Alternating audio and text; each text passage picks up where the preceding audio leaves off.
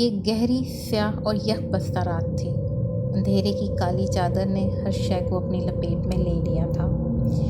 میرے ارد گرد موجود اونچے اونچے محب درخت کسی دیو کے مانند تنے کھڑے تھے۔ میں محکمہ جنگلات میں آفیسر تھا اور اس وقت میں اور میرا ایک اسسٹنٹ دلدل کے کنارے پڑے ہوئے جانوروں کی لاشوں کے پاس کھڑے تھے۔ یہ 2 بھینسیں تھے۔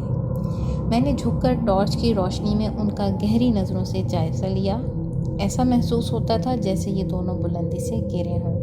ان کے جسم ابھی گرم تھے، مطلب ان کی موت واقع ہوئے زیادہ دیر نہیں گزری تھی۔ یہاں پاس ہی ایک بلند پہاڑی تھی جو اس وقت اندھیرے میں ایک ہیبت ناک منظر پیش کر رہی تھی۔ ان دونوں کی موت کو بلندی سے گرنے کی وجہ سے ہوئی تھی، لیکن مجھے سمجھ نہیں آ رہا تھا کہ رات کے اس وقت یہ چٹان پر کیا کر رہے تھے، اور پھر دونوں بیک وقت کیسے گر گئے۔ میں نے الجھے ہوئے لہجے میں کہا، سر جی، میں تو آپ سے پہلے دن سے ہی کہتا ہوں کہ یہ جنگل ایک بھید ہے، ایک اسرار ہے، ایک ایسا بھید جو آج تک کسی پر نہیں کھل سکا۔ میرے اسسٹنٹ کے چہرے پر ہوائیاں اڑ رہی تھیں۔ ابھی اس کی بات پوری بھی نہیں ہوئی تھی کہ پاس موجود درخت کا تنا اتنی زور سے 2-3 بار ہلا جیسے کسی طاقتور عفریت نے اسے اپنی پوری قوت سے ہلایا ہو۔ میں نے اپنا سروس ریوالور نکال لیا تھا۔ اس کے کچھ دیر تک وحشت ناک سناٹا چھایا رہا، اتنا سناٹا کہ اس وقت اگر پن بھی گرتی تو اس کی آواز بھی واضح طور پر سنائی دیتی۔ میں اور میرا اسسٹنٹ دونوں ہی اپنی جگہ پر ساکت کھڑے تھے۔ کافی دیر یوں ہی گزر گئی اور میں اور میرا اسسٹنٹ وہاں سے واپس آ گئے۔ صبح ہم دونوں نے وہ لاشیں وہاں سے اٹھوا لی تھیں۔ ابھی ہم ان بھینسوں کی پرسرار موت کے بارے میں اندازے ہی لگا رہے تھے کہ اگلے دن عین اسی جگہ پر مزید کچھ جانوروں کی لاشیں پائی گئیں۔ یہ لاشیں گشت پر مامور ایک سپاہی نے دریافت کی تھیں، اور حیرت کی بات یہ تھی کہ ان کی موت بھی بالکل اسی انداز میں ہوئی تھی، یعنی کسی نے چٹان سے نیچے دھکا دے دیا ہو، اور تقریباً چٹان سے گرنے کا وقت بھی وہی تھا، جو بالکل ایک انہونی سی بات تھی۔ سر جی، میرے ذہن میں خیال گردش کر رہا ہے، اس کی آواز دور سے آتی محسوس ہوئی۔ وہ کیا؟ میں نے سوالیہ نظروں سے اس کی طرف دیکھا۔ سر جی، میرا خیال ہے کہ جانور خودکشیاں کر رہے ہیں۔ میں اس کی بات سن کر بے اختیار چونک اٹھا۔ وہ اپنی جگہ کہہ کر اٹھ کر چلا گیا، لیکن اس کی یہ بات مجھے کچھ سوچنے پر مجبور کر گئی۔ جانوروں کی پرسرار ہلاکتیں جاری تھیں، اور آنے والے چند دنوں میں ہمیں اس جگہ سے مزید جانوروں کی لاشیں اٹھانی پڑیں۔ یہ بات چھپی نہ رہ سکی، اور ایک رپورٹر نے مقامی اخبار میں اسے چھاپ دیا۔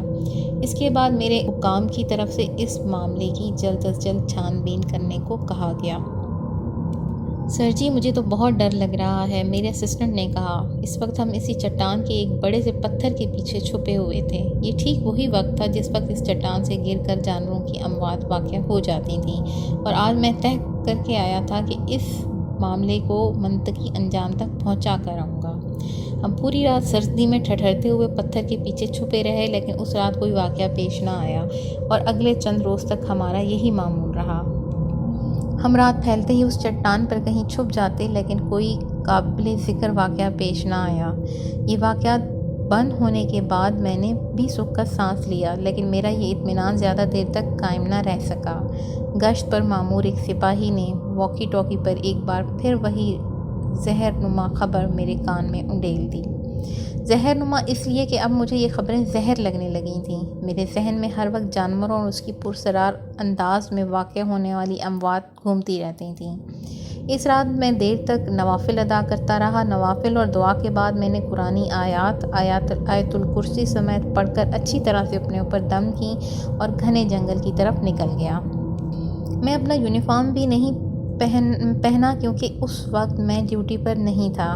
گھوپ اندھیرا اور گھنے جنگل میں میری ٹارچ کی روشنی کسی جگنو کی کرن کی مانند دکھائی دے رہی تھی۔ زمین پر پھیلے ہوئے درخت کے پتوں پر بھی جب میرا پاؤں پڑتا تو سوکھے پتوں کی آواز ماحول میں ایک عجیب سا سما پیدا کر دیتی۔ میں آہستہ آہستہ اور احتیاط کا دامن تھامے ہوئے آگے بڑھتا چلا گیا۔ میں چٹان کے قریب پہنچ کر گہری نظروں سے اس کا جائزہ لینے لگا۔ آخر کار کئی گھنٹوں کے جائزے کے بعد میں وہاں ایک غار کے تہانے کو دریافت کرنے میں کامیاب ہو ہی گیا، جو اس جنگل میں پائی جانے والی ایک خاص قسم کی اونچی اونچی جھاڑیوں کے پیچھے چھپا ہوا تھا۔ میں نے اللہ کا نام لیا اور غار میں داخل ہو گیا۔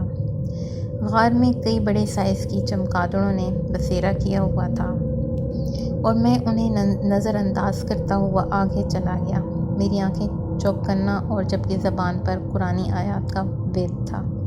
اچانک مجھے محسوس ہوا کہ جیسے کسی مخلوق نے میرے شانے پر جھپٹا مارا ہو۔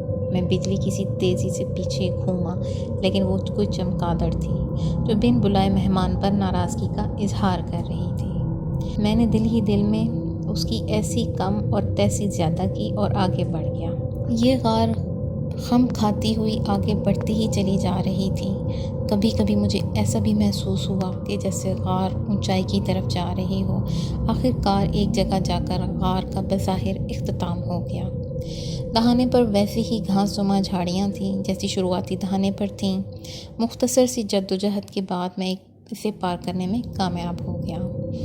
اب میرے سامنے ایک بہت بڑی جھیل تھی جس کے آس پاس جھاڑیاں اور درخت تھے۔ وہاں میں نے ایک عجیب منظر دیکھا۔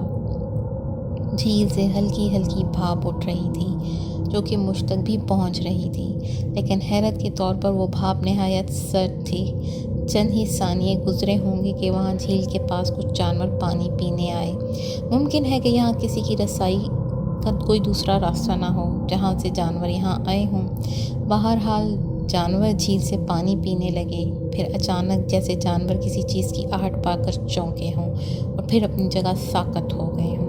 جھیل کے پانی سے ایک عفریت نما مخلوق برآمد ہوئی۔ اس کا جسم مکمل طور پر سیاہ تھا، ایسا لگتا تھا جیسے ڈائناسور کے خاندان کی کوئی مخلوق ہو۔ سب جانور ٹرانس کی کیفیت میں اس کی طرف دیکھ رہے تھے۔ پھر اس ڈائناسور نما جانور اور مخلوق نے اپنی آنکھوں سے ایک عجیب سی روشنی برآمد کی اور ان جانوروں پر پڑی۔ وہ سب کے سب ایک ٹرانس کی کیفیت میں ایک طرف چل پڑے۔ میرے کانوں میں میرے اسسٹنٹ کے کہے ہوئے الفاظ گونج اٹھے، سر جی، یہ جنگل ایک ایسا اسرار ہے جس کا آج تک کوئی راز نہیں کھل سکا۔ مخلوق اب پانی میں غائب ہو چکی تھی۔ میں آہستہ آہستہ پیچھے کی طرف قدم بڑھانے لگا اور غار سے ہوتا ہوا وہاں سے باہر آ گیا۔ مخلوق اب پانی میں غائب ہو چکی تھی۔ میں نے آہستہ آہستہ پیچھے کی طرف قدم بڑھائے اور غار سے ہوتا ہوا وہاں سے باہر آ گیا۔ میں نے فوراً اپنے اسسٹنٹ کو واکی ٹاکی پر چٹان پر پہنچنے کا کہا اور خود بھی وہاں پر چل پڑا۔ کچھ ہی دیر میں میرا اسسٹنٹ اس چٹان پر پہنچ چکے تھے۔ وہاں جانور ایک جھنڈ کی شکل میں آئے اور چوک در چوک چٹان سے نیچے گرنے لگے۔ سادہ الفاظ میں وہ سب خودکشی کر رہے تھے۔ میں اور میرا اسسٹنٹ چاہنے کے باوجود کچھ نہیں کر پائے۔ میں نے اعلیٰ حکام کو اس بارے میں لکھا، لیکن انہوں نے میری درخواست پر کوئی جواب نہ دیا۔ اس سے قبل کہ میں کچھ اور کر پاتا، میرا وہاں سے تبادلہ ہو گیا۔ وہ مخلوق کیا تھی اور جانوروں کو خودکشی پر کیوں مجبور کر رہی تھی اور کیسے مجبور کر رہی تھی، یہ آج تک ایک راز ہے، ایک پراسرار کہانی ہے جو ابھی تک تبیس دھند کی لپیٹ میں ہے۔ تو ویورز، آپ کیا کہتے ہیں؟ کیا واقعی وہاں پر کچھ ایسی طاقتیں ہیں جو جانوروں کو خودکشی کرنے پر مجبور کر رہی تھیں؟ آپ کیا کہتے ہیں اس بارے میں؟